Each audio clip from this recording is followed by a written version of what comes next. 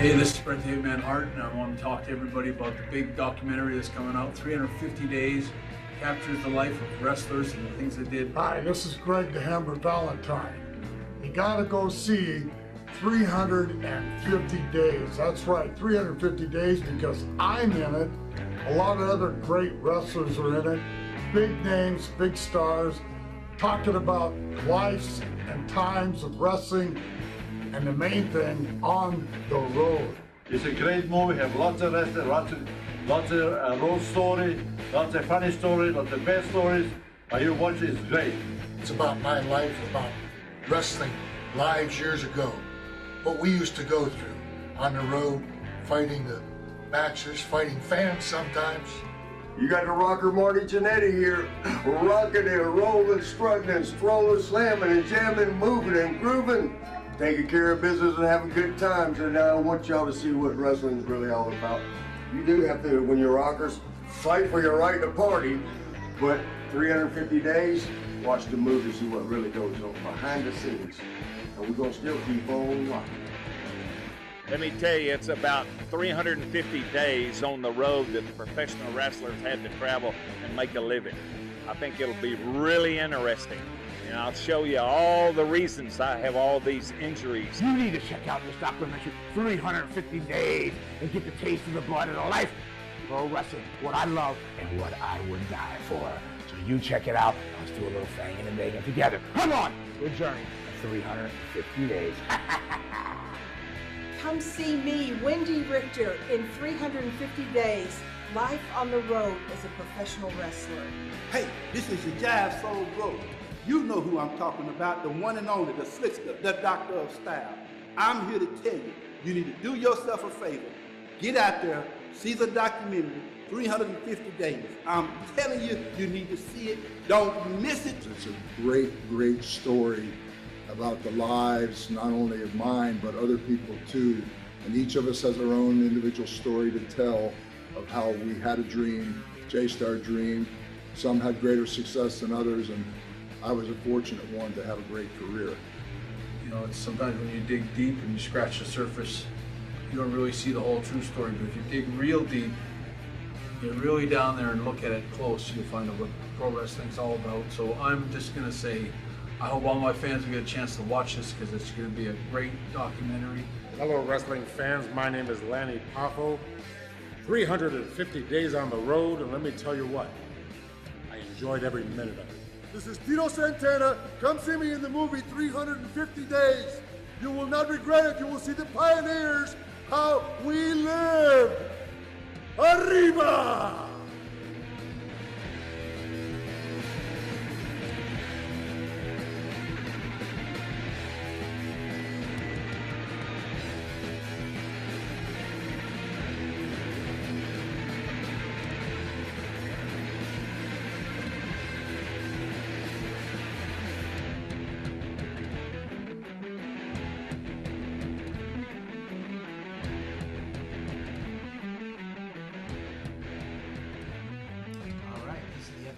Show, a very special 1 hour edition devoted to 350 days.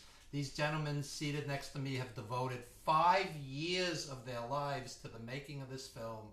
Sacrifice financially, a lot of stress, a lot of work, a lot of time and effort, blood, sweat, and tears. Darren Antola, David Wilkins, the executive producers, along with Fulvio Cesare, who's not here today, on 350 Days. And Darren, it was your idea. Tell us what spark made, and tell the people what 350 Days actually means. Well, first I want to thank you, because I know all the work you've been doing around the clock, posting. I've been getting phone calls from all the fans, and I want to thank you. I didn't really publicly thank you. I want to really thank you for all that. I believe in this film. It's a quality film. 350 Days was the number of days these fellas worked on the road, and 15 days off. Particularly during the Hulkamania rock and wrestling period, right? Really peaked, and even prior to that, you know. And I always used to hear these guys talking about, I was on the road 350 days. Those, all these guys, and I said, wouldn't it be something really special to get all these guys that were part of that elite group from 70s and 80s together, do something with class, and just talk about their lives and not make it a shoot interview, like you say, who was the booker. And I think the way we geared the questions was more what people are going to want to hear about. And what they're going to hear is the toll it takes being on the road nonstop, on marriages, on your relationships with your kids, on your body, on your psyche. And speaking of the toll, David Wilkins, you know, it's easy to go to the local movie theater and throw down a couple of bucks and see a movie, but you put your money where your mouth is, and you invested a sizable amount of money to make this movie. Tell us why. After seeing what I've been with Darren for a long time, and I always supported him in whatever he did. Anybody that knows Darren, also he was a professional cut man, and he still is once in a while with boxing. That's right. But, around the world. Yeah, around the world. Kendall Holt, Yuri Foreman. Yeah. So, and we became friends, and it was like a brother relationship with us. And that, and when he told me about the project, as you know, it's really interesting. I'd like to find out more about these guys myself. So that's why I got involved in it. After we started meeting some of these actual wrestlers and hearing their stories, it really took a heart to me. I mean, I really felt heart, you know, how else to explain it. But I'd like to hear the stories that these guys were going. And I said, you know, this is going to be a great project. So that's why I decided to invest the money in it and support Darren with whatever he decided to do. And I'll throw this out to both of you. You interviewed over 80 wrestlers, and there's about 38 in the final cut. Right. Who are the standouts to you? You know, all these guys are special. Every single one of them. It's hard to just pick one guy. I mean, I think all these guys bring something to the table. I mean, Bret Hart, superstar Billy Graham, $1 Million Man Ted DiBiase, Paul Orndorff. I mean, it's Wendy Richter. They're all truly special. To say one person, it's really hard to just say Wendy one. They really are special. Today's Father's Day, when we're taping this, Wendy Richter was talking about how could you be a mother when you're on the road every night? What do you put the kid on the turnbuckle or whatever the case may be? Right, so right. They all pour their guts out in this film. Oh yeah, I mean they really tell it, you know. And we have some of the last interviews captured on film that you'll ever see, like Jimmy Snuka, Ox Baker, Don Fargo, George the Steele, Wolfman Willie Farkas, and it's very special. In some of these cases, they may literally be the last interview. I can't imagine there were tons of people following the Wolfman around for an interview, you know, Right. 40 years past his Sure. peak. I saw the Wolfman wrestle Bruno at the Nassau Coliseum. How But that was was that? 1975. It was wild, Yeah. but I'm just saying, so you may very well have the last interview with the Wolfman. It's quite possible. I believe we do. Quite possible. You know. And it's a who's who. Stan Hansen is in it. I mean, Abdullah the Butcher. Right. There's rare footage from Japan that J.J. Dillon gave us, which may never have been seen before, quite possibly. I mean, we have photographs, literally, David will tell you. I worked 2 years to get these pictures, and we had some help. I mean, fans reaching out to people. You know, you're doing a documentary about one person, you're just dealing with one or two photographers, but you're dealing with 39 people. So you're dealing with all these different personalities getting pictures. Everything's not coming in, Right. you know, right away. Yeah, so it's that was real challenging. Yeah, it's not like an office. A lot of them, their wives are sending it 3 weeks Right. later, 3 months later. Yeah. Exactly. Yeah, It's that not was a being big FedExed thing. overnight. Right. Yeah, that was a big thing trying to get the pictures together. We even had to make some deals with museums. We had a couple of museums. Historical societies, all kinds of Historical stuff. societies. We went over and we tried to research everything, and it took us almost 2 years to do just the pictures alone and the stock footage. So it's kind of like filmmaking boot camp. You know, you're learning from the ground up everything. You know, legal stuff, business stuff, photos, footage. Right. I mean, you know, everything has to be legal. It's not just, oh, I like that photo, let's throw it in. People don't realize with a movie. And I can tell you that if it wasn't for the fans helping with this project, it wouldn't be as good. I mean, we had some really, really great fans help us out and send pictures and meeting these guys all hours of the night. And after you get out of work, it's just, I really want to give much props to everybody that helped us. And this is a true independent film. There's not $1 billion promotional budget, so we urge the fans to please, you know, post the trailers and post the clips that we have online and spread the word and buy advance tickets. If you go to fathomevents.com/the 350 days. You could buy advance tickets. And there's a huge New York City premiere on July 12th at the Regal Union Square 14 at 850 Broadway, right around the corner from the legendary Strand bookstore. You can meet Greg Valentine, Tito Santana, ECW's Joe Gertner, and J.J. Dillon. And speaking of J.J. Dillon, this is a one-night event, not just a premiere, but nationwide. And it's very special. It's a Fathom event. You're going to walk in the theater. There's going to be all kinds of trivia and facts. Then J.J. Dillon appears on screen to introduce the film. Then it's a full-length movie that clocks in at just under 2 hours. And then I'm on screen interviewing J.J. Dillon. And this interview took place just a few days after Bruno died. And that was J.J.'s dear friend. So it's very personal and heartfelt as well. Yeah, I think that's very special, that content at the end. I mean, after the rolling credits for the fans, to make sure they stick around and really watch that interview, because stuff he talks about, the tribute to the guys that died and current affairs rather, it's really interesting stuff. And at the New York premiere at the Regal Union Square 14, 5 p.m. on July 12th, there'll also be a Q&A and autographs, and it's a whole evening from about 5 o'clock to 9:30 or 10 o'clock. So we urge people to get your advance tickets because that's going to sell out. And simultaneously, in Hollywood, at the legendary Chinese Theater, there's going to be a premiere as well, red carpet, and they're going to have Jean LaBelle, Judo Jean LaBelle, who worked with Bruce Lee, Rick Drayson, original Glow Girls, Chavo Guerrero Jr. It's going to be quite an event. And that's coast to coast. Yeah. Hollywood and New York premieres on July 12th. And I don't want to turn this into a commercial, so we're going to interview one of the legends of the film, Davey O'Hannon, who I loved as a kid. I saw him at the Garden 50 times, and he's an unsung hero. Great person too. He really helped. Great person, and Davey O'Hannon was the Texas Brass Knucks champion. Wow. And while we try to reach Davey O'Hannon, why don't we show the trailer, Jim?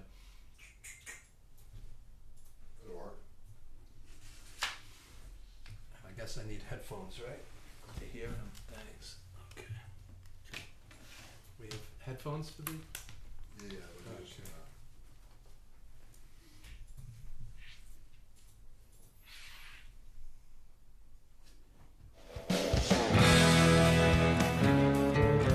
350 days a year as a wrestler on the road. Maybe it's a sickness. 350 days a year. A lot of physical pain, a lot of loneliness. You have no home life whatsoever. Piper and me riding down the road, doing 8 balls of cocaine.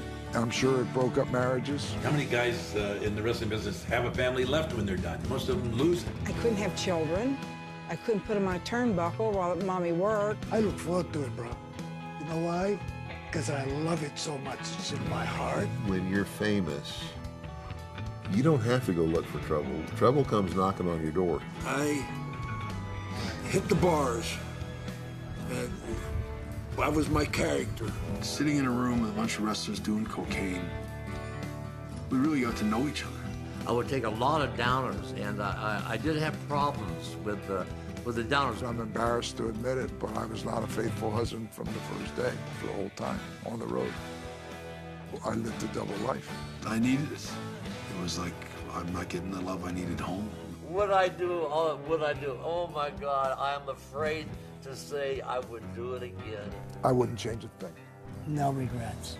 I loved everything I did. I actually wish I could do it all over again. Well, I want to tell you, you know, to make some big money in wrestling, you had to wrestle every night of the week, $30 every day. So you had to wrestle 6 and 7 times every week just to earn your money. 350 days on the road with wrestlers, a living hell.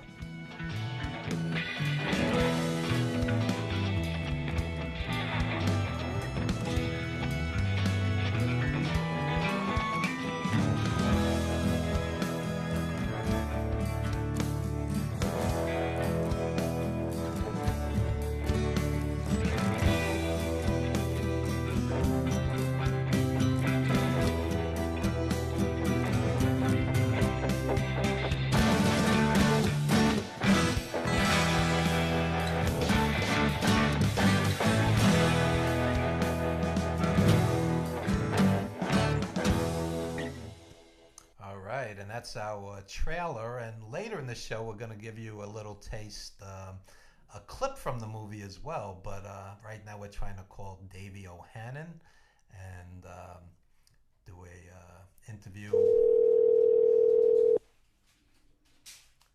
The phone is ringing.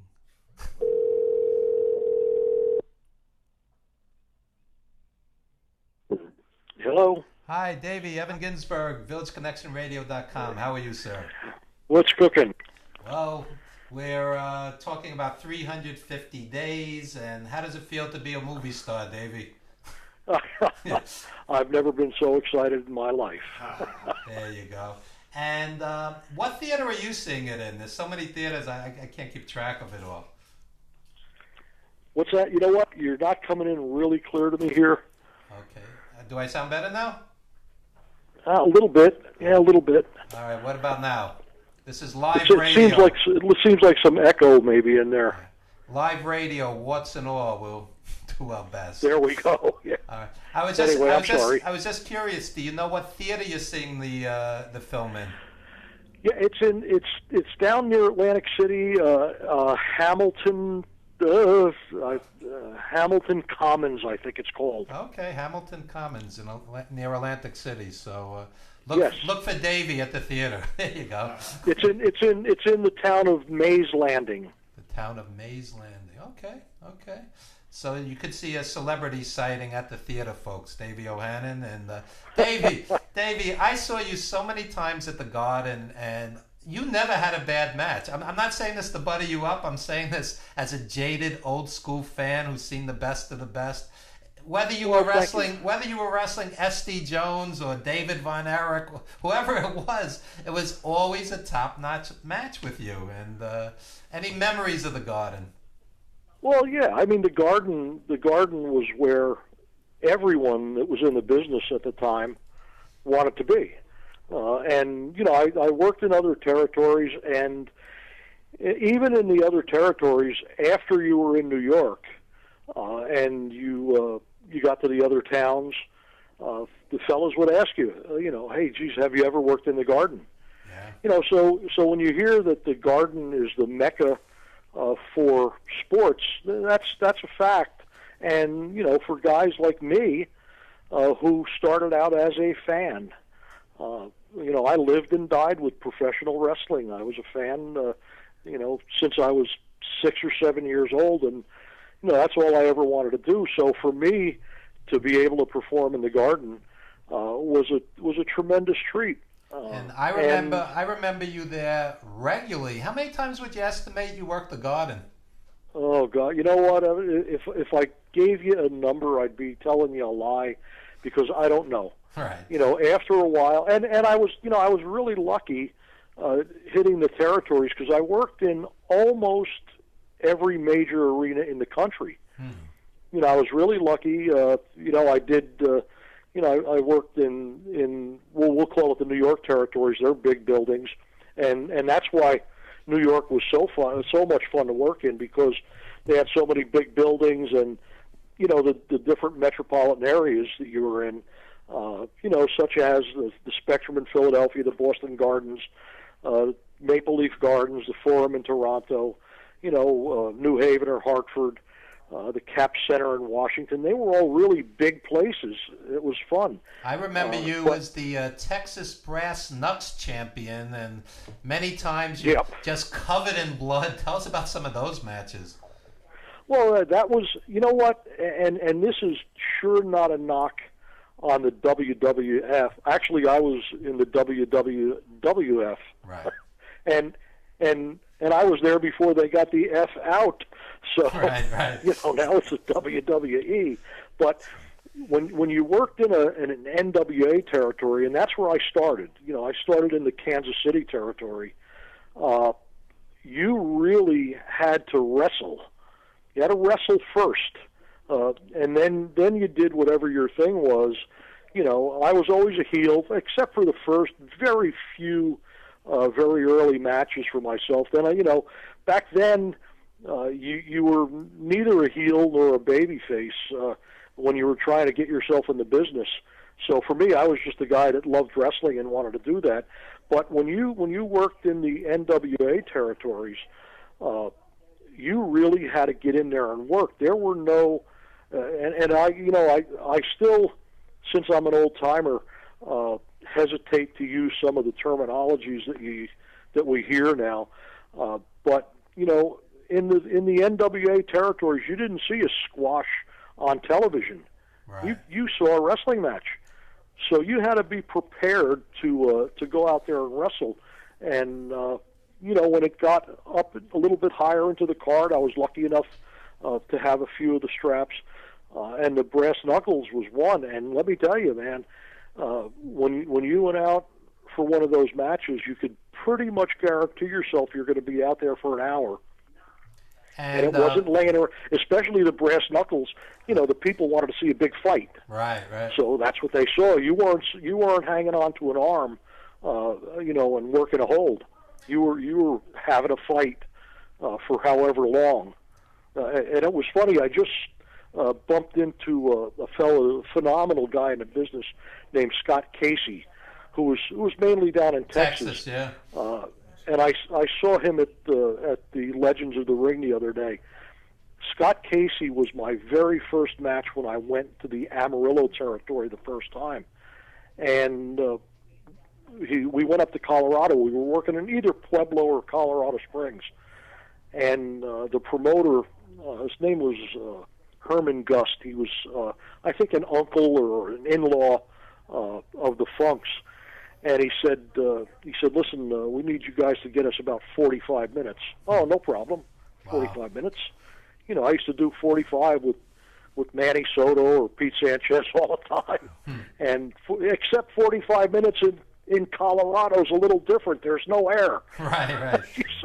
So about 10 minutes into the match, I said to Scott Casey, what in the world is going on here? I can't breathe. But there's the point. The point is you had to go out there and wrestle. And if it was, like you said, the brass knucks match, it was always kind of bloody, and it was hard work. It was hard work because you never wanted to shortchange the people, and that was exactly what was in my mind all the time. And promoters, I gave them the same product if it was Madison Square Garden or the Hereford Bull Barn in Hereford, Texas. There you go. And promoters like Sam Muchnick, they always chose the best wrestlers. It was always Lou Thez, Jack Briscoe, Dory Funk Jr.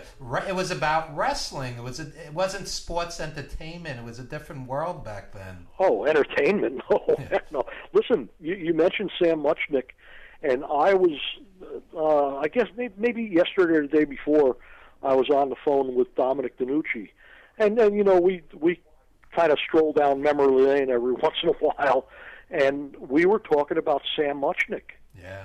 And Sam Muchnick was a really great guy to work for, but he told you before you went out there, he said, okay, listen, do not go out of the ring. If you were new to him, he told you this stuff. Don't go out of the ring. You're here to compete in an athletic contest. Your goal is to win. So you're not hopping out of the ring. You're not trying to get yourself disqualified or counted out. They were really, the old timers were really specific. You were going out there to wrestle. Exactly. You were going. Roy Shire was the same way in San Francisco. Yeah. You went there to wrestle. And that's what you did. And St. Louis. Davey. If you had a chance to work there, that was great. I have a question. You mentioned Roy Shire. Many of the interviews I've done over the years with legends, they say straight out that they felt that Ray Stevens in his prime was as great as anyone who ever set foot in the ring. What do you think of that? Oh, my God. Yeah. Boy, oh, boy. You're so right, Evan. Listen, I worked with Ray Stevens one time. It was when I was first in the business. I was as green as could be, and when I got in, don't forget, there were no wrestling schools to go to. So you just had to kind of learn on the job and hope that someone took a liking to you and guided you. And the other thing that didn't happen back then is you didn't get smartened up right away.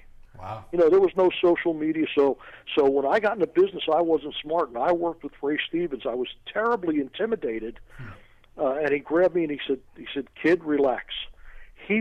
Evan, he was so good that it was unbelievable what this guy could do in the ring. It was just unbelievable. He was a master. Whenever I talk to the old timers, they're always Ray Stevens, Ivan Koloff, Buddy Rogers, Killer Kowalski. They have so much respect for these guys. Oh yeah. And you know what? Another thrill for me was that when I got into the business, when I was allowed to be in this business, a lot of those guys that I watched and idolized were still active. Oh yeah. So I got to many times be in the ring with. I actually was in the ring with Rocca. Wow. Now, wow. Yeah. Now it was only a quick run-in that he did, and you know we were doing something special. You know, I certainly wasn't the center of attention there, but you know I worked with Bobo Brazil. I worked with Haystacks Calhoun. I worked with Ray Stevens. How many times I worked with Arnold Skoland? Sure. You know, it was unreal, and you know all over the country. I did work with Lou Thez, with Danny Hodge, with another guy. If you ever looked his name up, who was my very first professional match, was a guy named Joe Scarpello. Sure. Out in Missouri. And I had no idea what we were doing. The referee was another quintessential old-timer from the wrestling business named Ronnie Etchison. And we got in the ring. Again, I wasn't smartened up, so I didn't know what was going on. And I said to him, "Are we shooting? Or are we working?" And you know, I didn't know Joe Scarpello. I was in shape. I just got done with the college football season and all that stuff. And Ronnie Etchison looked at me and went, "Oh, Christ." Wow. So I didn't catch on right away until about 30 seconds later when Joe Scarpello said, "Just take your best hold, kid." Well, let me tell you, I got a wrestling lesson for the next 8 minutes that was unbelievable. Unbelievable. These old-timers, you know, and guys used to make, not that we didn't, but, you know, the fans thought somebody like Frank Hickey was a joke. Well, he was no joke. Right. Frank Hickey was no joke. Frank Hickey was another guy, you know, he was a road warrior. He was all over the place. He knew the business in and out.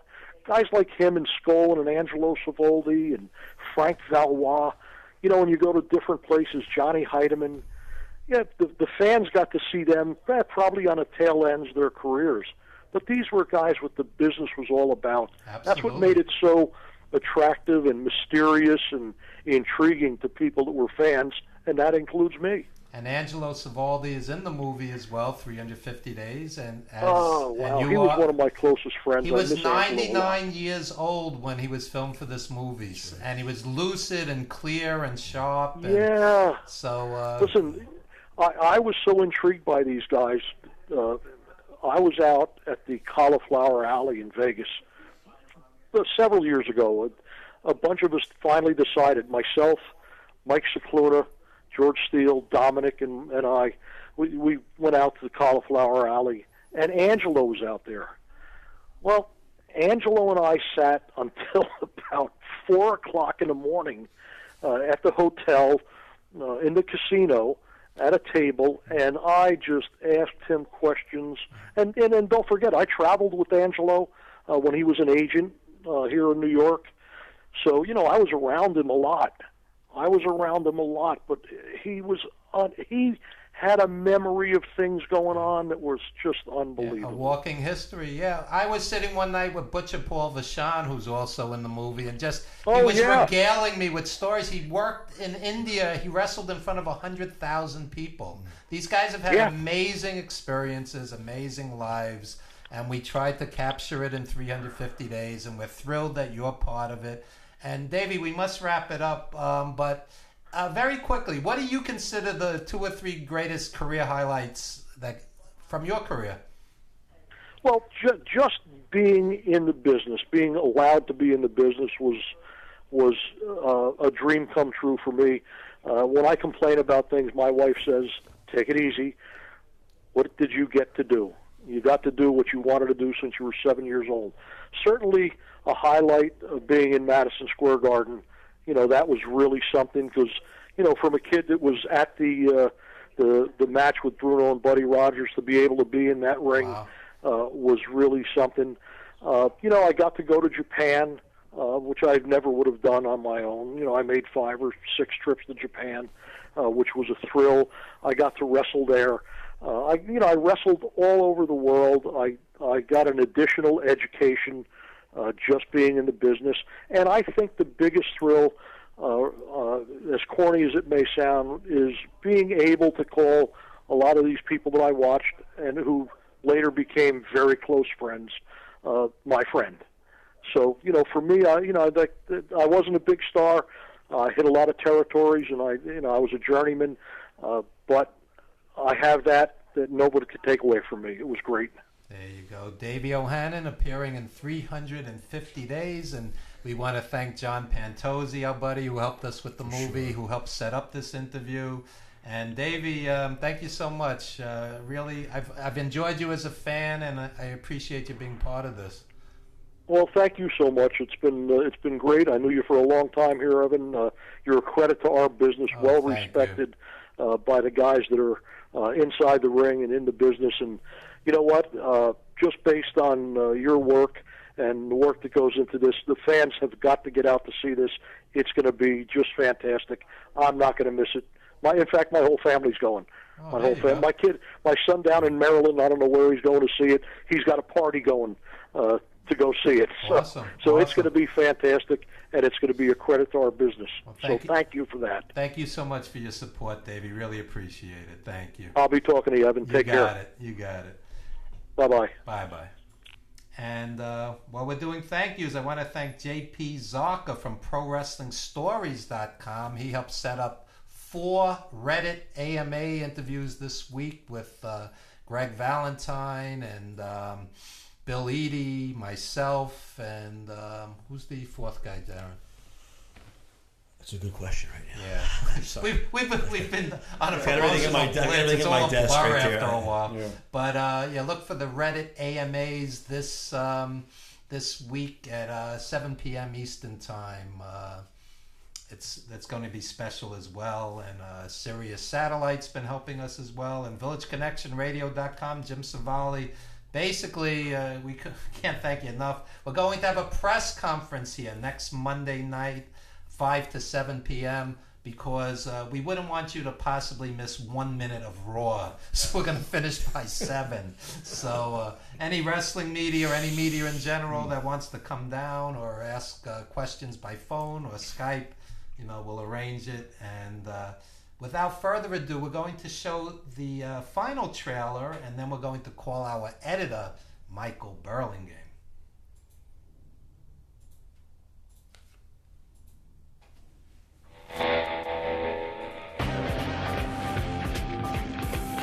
The wrestling fan, they loved you or they hated you.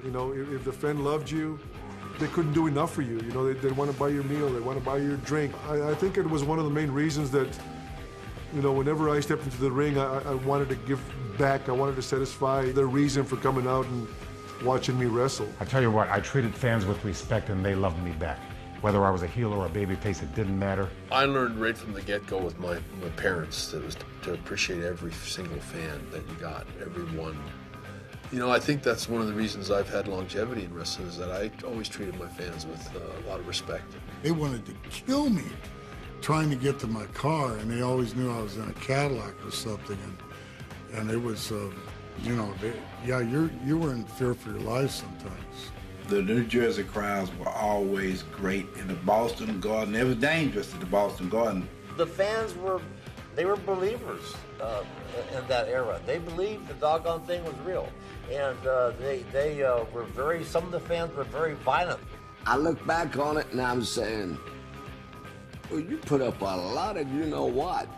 But you know something? That's what drove me to do it. Because the more those people hated me, more this I made. I was being punched and kicked, and I was having beer thrown on me.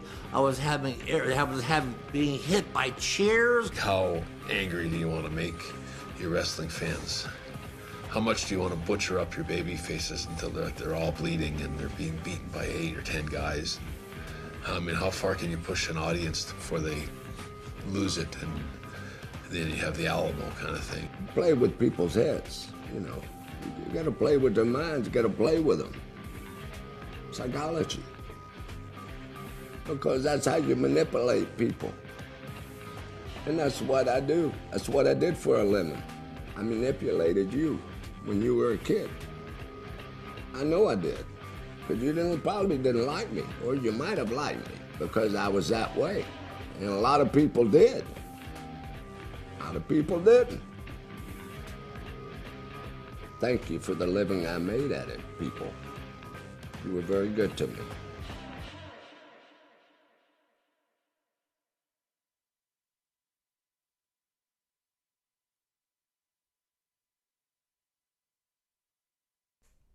All right, 350 days coming July 12th, nationwide. You missed the birth of your mother and father. Don't miss this. I stole that from Ernie Ladd. So, fathomevents.com/350 days. Also, you could go to 350daysthemovie.com. And, folks, it's one night only. And when you go to the theater, there's going to be content you will never be able to see again. J.J. Dillon introduces the movie, and J.J. Dillon is interviewed by yours truly for a good 20 minutes after the movie. And there's trivia and facts, and it's a whole evening of professional wrestling, very special. Fathom does opera and British theater. They did the Mayweather-McGregor fight. These are special events. It's not just a movie. This is not coming out on DVD for any time soon. So come out that night, July 12th, one night only. And David Wilkins, once again, you've really put 5 years of your life. He's only 22 years old. This movie's aged him. Yeah, right. Yeah. This thing I think aged me a lot, but it was great working on with a lot of these guys that we started filming, because actually a lot of them ended up being our friends too. Yeah. And that's what David was talking about, when you're meeting different people. And actually when we got to interview them and the different questions that we asked, like I said, we're in constant contact. We go into wrestling conventions now and see these guys are like, oh, come on over. You want to go out to dinner? Want to do this? Want to do that? So they became friends. Also, I want to bring up that not only for the wrestling fans, but it was Darren's idea to actually make this movie like a human interest story. Oh, yeah. And we have Mike Burlingame to thank for that, which we're going to call in a few minutes, I guess. It's not only, like I said, it's behind the scenes of what these guys actually went through, being 350 days on the road, and that was a perfect name for the movie, because that's actually the time that they worked. Yeah. Just like The Wrestler, or even Rocky, you're in the boxing business. You don't have to be a boxing fan to appreciate Rocky. It was a great love story. You don't have to be a wrestling fan to appreciate The Wrestler. It was about a dysfunctional father, a dysfunctional family. It's the same thing with this movie.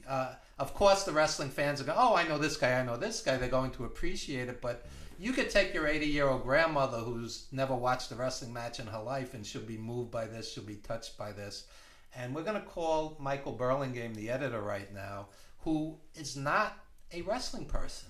He worked with Mariah Carey, Sting, not the wrestler, the singer. He worked with Paul McCartney, and Michael Burlingame took 80 hours of footage or more and honed it down to a beautiful film. Hello. Michael, this is Evan Ginzburg at VillageConnectionRadio.com. How are you? Hello, Evan. I'm fine. How are you? Great, great. So the big question is, how do you take 80 plus hours of footage and hone it into a great movie that's less than 2 hours? Tell the listeners and viewers.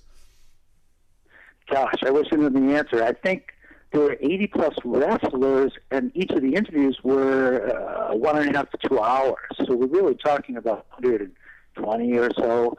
120 hours. Wow. Wow. So It takes a lot of prep. I think it took about 2.5 months of prep before I could even start editing. And, you know, I like to transcribe by hand myself the interviews instead of having a transcription service, because you get this immediate intimacy with the stuff, and you can make your notes as you're hearing and seeing it. And then it's sort of like you just go through this gigantic manuscript with colored pencils and color code certain themes. Like if there's steroids, you might decide that's going to be a green triangle that you put next to those lines. So it becomes this very colorful Mondrian-like script by the end, you know? Wow. So it's almost as interesting as the movie. Not only are you creating art with the movie, you're creating art with different color-coded themes of the movie. And with 120 plus hours of footage, how did you cherry pick the best themes? I mean, what moved you as a non-wrestling fan in doing this? Well, yeah, that's the interesting thing. I mean, that's why I was hired, you know. The first question I was asked was, what do you know about wrestling? I said, nothing. I said, you're the guy we want. So I did learn a lot about wrestling over the course of years doing this, because as I went, I wanted to research different people and I knew who some of them are, because, you know, I had worked with Bret Hart and Shawn Michaels before in the early 90s. What did you do with them? In the 80s. What did you do with them? I think it was 92. It was a heavy metal music video, Slam Jam, We're All Together Now. And it was pretty good, actually. It's on YouTube, a low-res version of it, but it's just those guys jumping around and going crazy and stuff with a bunch of heavy metal guys. Oh, okay. You know, so that was a lot of fun. Interesting. But anyway, how did I approach it? I mean, since I was told, you know, of course this will appeal to wrestling fans, but we wanted to have a general appeal, you know, to our grandmas and everything like that. So I found that the human stories that I found interesting to me, let's take the territory days. So we didn't have to go into the nuts and bolts of the territory days and what caused the demise, but not interesting to everybody, but the effect and the toll of that kind of lifestyle took on a human being is interesting. It doesn't really matter, you know, what sort of precipitated it. So that was sort of what it was, like blading. It's not, you know, the technique of blading and why and how it started, and more the effects of it, you know, the commingling of blood that led to dangers of hepatitis, as Billy Graham said. You know, so it was those kind of things, and that was just sort of an avenue to these human stories. And when the smoke cleared after countless hours of working, editing, prepping, what did this experience leave you with? What did this project leave you with? Well, a huge affection for wrestling. You know, I grew up in Boston. I mean, I was a perfect candidate to be a huge wrestler fan. I loved, like, Marvel Comics. I loved rock and roll. I loved television. Somehow it just never got me. But now I'd say I am a true wrestling fan. There you go. So it converted you. Wrestling, as my radio mentor, Fred Giabold, used to call it, is the proletarian performance art, theater for the people. What's your take on that? I couldn't agree more, you know. I think that's just sums it up. I wouldn't know what to add to that, you know. That's what it was in those days. And Michael, we're rapidly running out of time. I think Darren Antola wants to ask you a quick question. Mike, I really want to thank you for everything you've done for this project. You know, you've filled many, many, many tasks. I probably couldn't fill them on 2 legal pads. And I really want to thank you for the music. You did a great job putting the music together. Who's the band? Michael's got some guys in there. Michael could tell you better. I put together a bunch of friends of mine. One of them has a band called Bitcoin Camaro in New York, and just a bunch of people I knew who, you know, it's interesting because some of it pre-existed, but a lot of it was written for the movie, and they'd be like, well, what are you going to use this for? And if I was going to use it for, like, blading, let's just say again, as a convenient thing, I wouldn't tell them that was what it was for. You know, I'd say something like, you know, just imagine you're walking alone in the city at night, and you feel safe, and suddenly everything turns dangerous, you know? So I would tell them stuff like that, and they wouldn't really know what they were doing it for in a lot of cases. The main theme was written specifically for Greg driving the car, and that was known. But so yeah, that was kind of how it was. And yeah, there's a sequence at the beginning with Greg Valentine looking exhausted, driving in the car, and basically these guys took endless road trips. Michael, we must wrap it up. We have Under the Radar pop culture show coming on in just a few, but we want to thank you for everything you've done in this film, and it's a beautiful film. And July 12th, it is nationwide with premieres at the Chinese Theater in Hollywood and the Regal Union Square 850 Broadway in New York. And you can meet some of the stars of the film. And Michael, are you coming to the New York premiere? Yeah. And can I just add one thing? Sure. The Chinese premiere, as you probably mentioned, is hosted by the director, Fulvio Cesare. And, those 80 that guy knocked himself out, during interviews with 80 wrestlers. And he got some B-roll, some extra scenes of the film. Like, one of them's very poetic with Wendy Richter, and there's another one that's very funny with Baker. So there's a lot in this movie. I think it's very special. I'm proud to be a part of it. There you go. Michael Burlingame, the editor of 350 Days. And I want to thank Darren Antola and David Wilkins, who had a dream and put their money where their mouths are and put 5 years of their life and endless responsibility and stress. And people don't... Look, I worked on The Wrestler for 7 years, so I know what goes into making a movie. Sure. It's not easy. No, Fulvio did a good job, traveling all over the place as well. It's just, without a team, nothing happens. There you go. That's what it is. It's all about teamwork. Teamwork Teamwork there you go. for everybody. So this has been our 1 hour special on 350 Days. And once again, fathomevents.com/350 days or 350daysthemovie.com. You'll get all the trailers, all the information, pick up your tickets, and buy your tickets today. Many of these theaters are not huge. They're going to sell out. That's for sure. And pick up your tickets today, folks. You don't want to miss it. And thank you, gentlemen, once again. Thanks for having me. 350 Days, July 12th, nationwide. Thank you, Jim Savali, for the forum.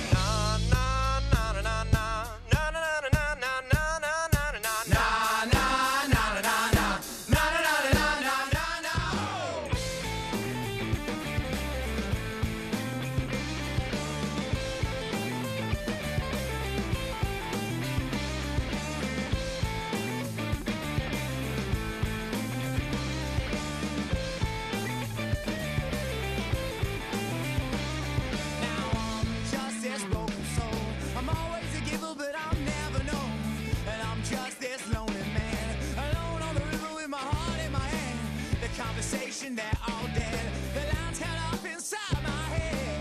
I left here like a broken man with no idea of where I stand. Oh, my mind clear. Oh, I shed all of my tears. Oh, now baby, I was just waiting here while you moved on.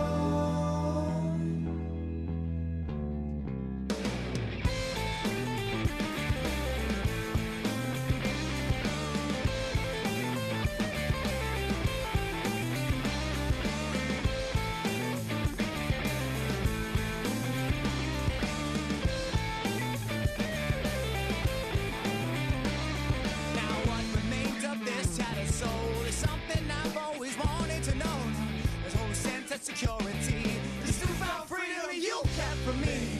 The sound of all your loaded gun. This outbreak war has just begun. The sound of all your loaded gun. This broken man has already won. Oh, my mind clear. Oh, I shed all of my tears. Oh, now baby, I was just waiting here while you moved on. Na na na na na na na na na na na na na na.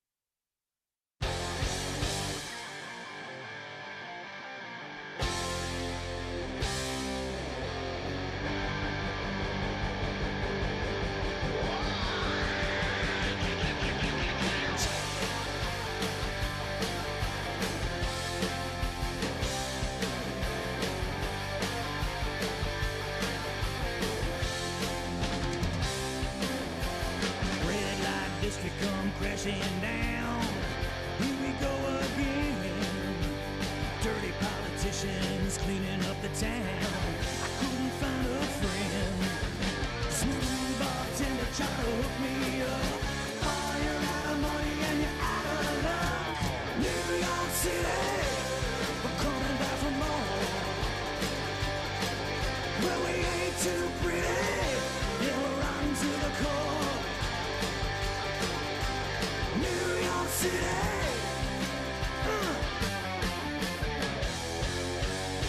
Wall Street junkie up and all in town, looking for a fix. Fat cat lawyer in his limousine, trying to get his.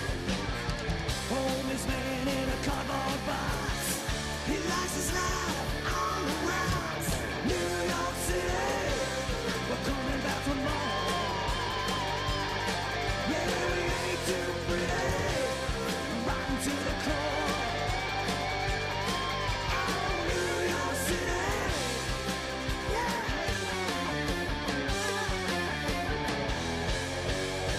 Uptown, downtown, underground, it's such a sight to see. East side, west side, all over town. Said what you doing, said what you doing, what you doing, man.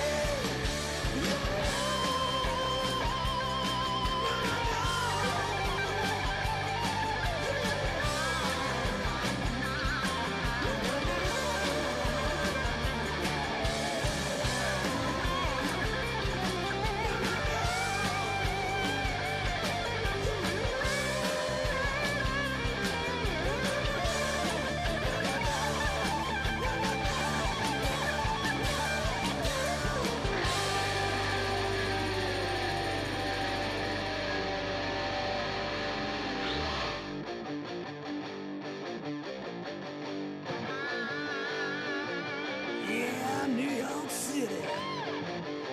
I can smell you. Yeah, I can taste you. I love you. Here I come, baby. Yeah, I'm coming to get you. New York City, we're coming back for more. But we ain't too pretty, we're rotten to the core. New York City, they had it all before. When we're down to the nitty-gritty, it ain't so pretty. New York, my New York City. New York, my New York City. New York City. New York, New York.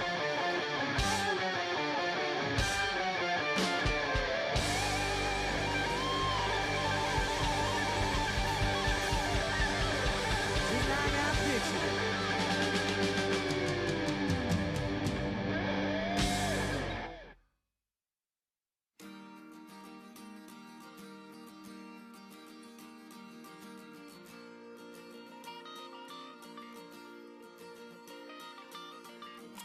Don't you know you'll always be my baby blue?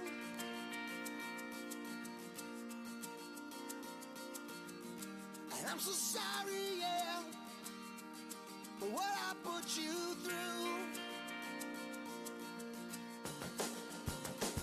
It won't be long till I'm lying next to you.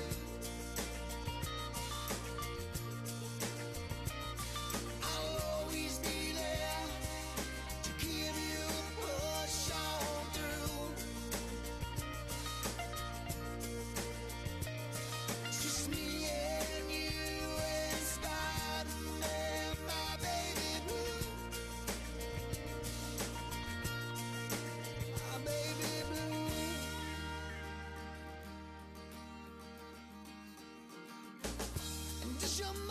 tell you